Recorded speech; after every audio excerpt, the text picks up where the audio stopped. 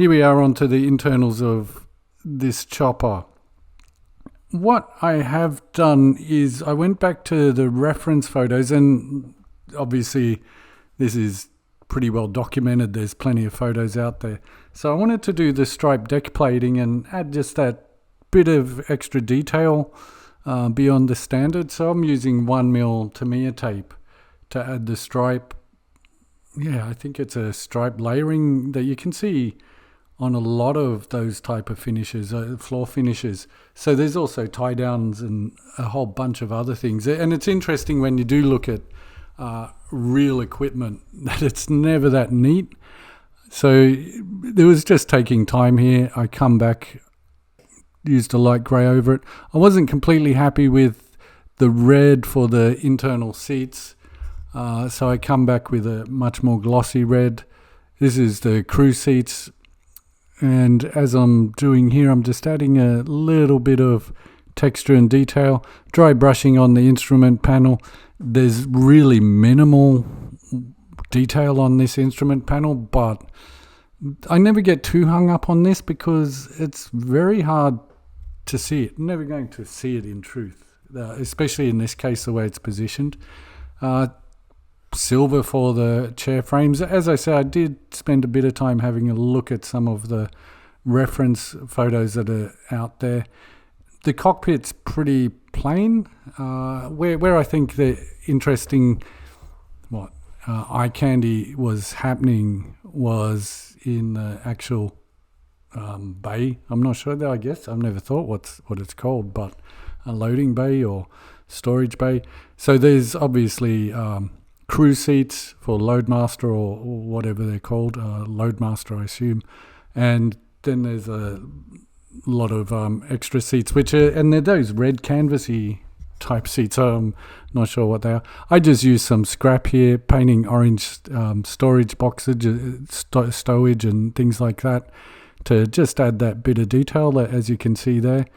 And I was actually having fun with it at this point, because one other thing I did notice was a lot of blue straps and webbing for tie downs and so on. So all I did was paint some tape, cut thin strips and start slapping it about on the inside. As I say, when you do look at real equipment, obviously there's reasons and things have to be stowed properly, but there's a lot of tie down and that type of rigging, I suppose, almost happening in these things. So I was trying to give that at least indication of it.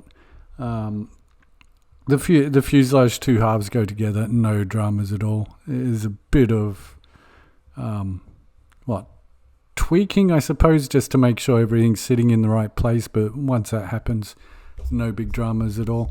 As I say, with my thin cement, I'm always a bit cautious on not letting it go too far through, but if you're paying attention, you shouldn't have any dramas.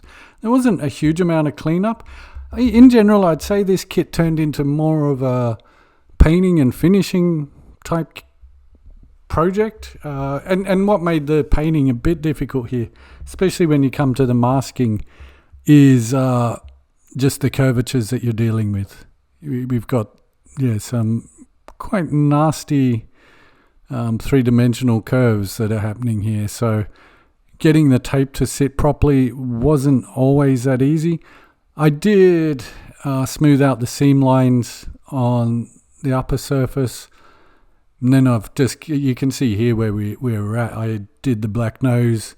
Now I've just come back and I'm really doing the white of the body. No great dramas. Mr. Colour, I think it's number 1, number 2 for black. Nothing really to get hung up there on whatever paint company you're using, whether it's acrylic lacquers, whatever you want to do. Again, I think red, number 3 or something like that. I'm not going to get too, you must use this paint, use that paint, you use whatever paint you want. But basically, there's only a few colours here, red, white, black, and blue. And even the blue, you can just use the decal, actually. So it's as simple as it gets in that sense, in the color combination. But as I say, where it was a bit tricky is just getting the masking to sit properly. And I did have to do a little bit of cleanup here and there. Nothing too dramatic, but it wasn't nice straight surfaces. These were compound curves, and yeah, just a bit of trying to get it to sit properly wasn't always as easy as you would normally find. Having said that, it's always nice when it goes well and you start getting the nice finish coming through. So as you can see there, I'm coming back onto the tail. Again, this was probably one of the easier bits to mask. I wouldn't say any of it was super easy, but yeah, if you take your time, you're not going to have huge amounts of trouble. I think it just becomes patience. And some of it, yeah, it's almost just hoping that you get it all. You can always come back, and what I'll do is I can use, because I'm using lacquer as the base, I can come back and use like acrylics and so on over the top of that, and that way I won't mess up the base coat. The decals for these upper markings were included, but I found it just as easy in this case just to do my own with some simple masking. Again, black, red, blue is the colours you're working with here. So you can see there, it's starting to come together quite nicely.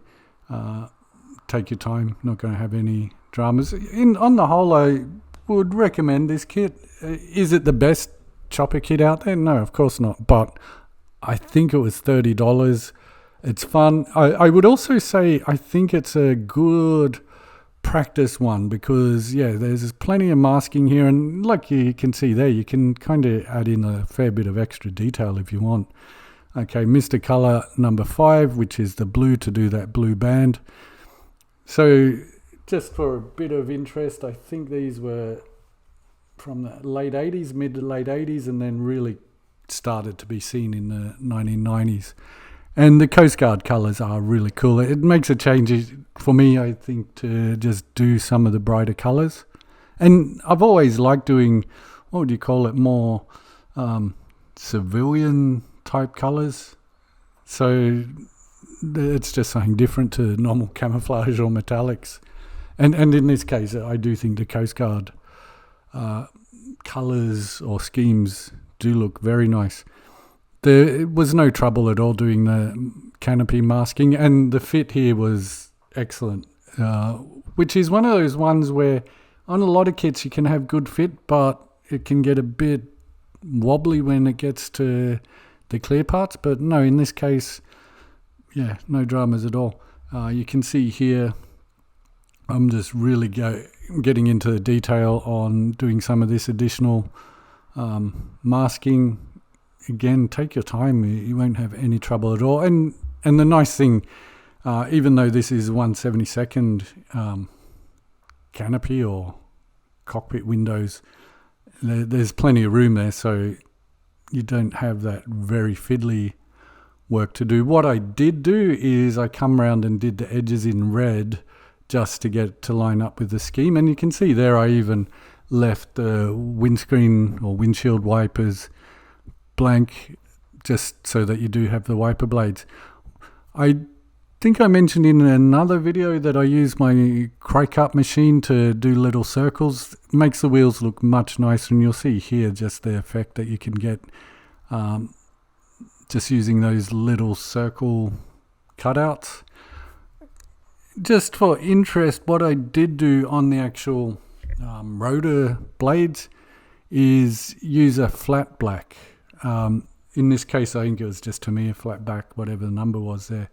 I think that just gives a bit more of a realistic effect, because as far as I can tell, they're not that glossy in real life. So I tended to do matte there, whereas the actual fuselage of the aircraft itself, I used a gloss black, which is in line with the red and the white that you can see there. Clear parts, yeah, excellent, no trouble at all. It's not a complicated build at all, but it's a really nice one just if you're interested in like I say, doing a bit of this detail and finish type work, there's a lot you can do, and you could probably keep going as well, depending on how interested you are in that type of thing. I do think it's a good practice one, actually. If you want to just get that bit of practice in masking and adding a bit of detail work on a relatively inexpensive kit, where you're not going to get bogged down in lots and lots of small components and so on. Yeah, it's a pretty good project for that. And like you can see here, as we're starting to proceed through the build, you actually get a nice little finished aircraft. So already onto the decals.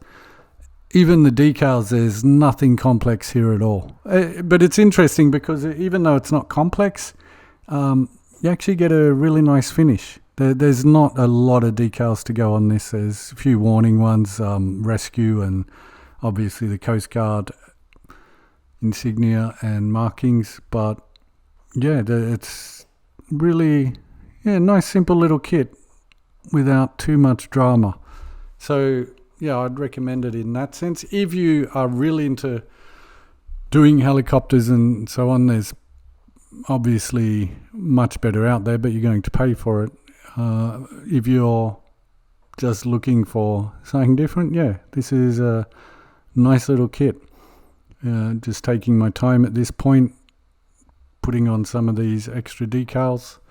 As I say, do definitely hit me up on the subscribe and like and all of that. Really makes a difference, especially as we're coming to the end of this build. You can see, it's come together very nice. So once again, thank you for watching. I hope you've enjoyed that, and I'll see you in the next one. Happy modeling. Thanks again. Bye.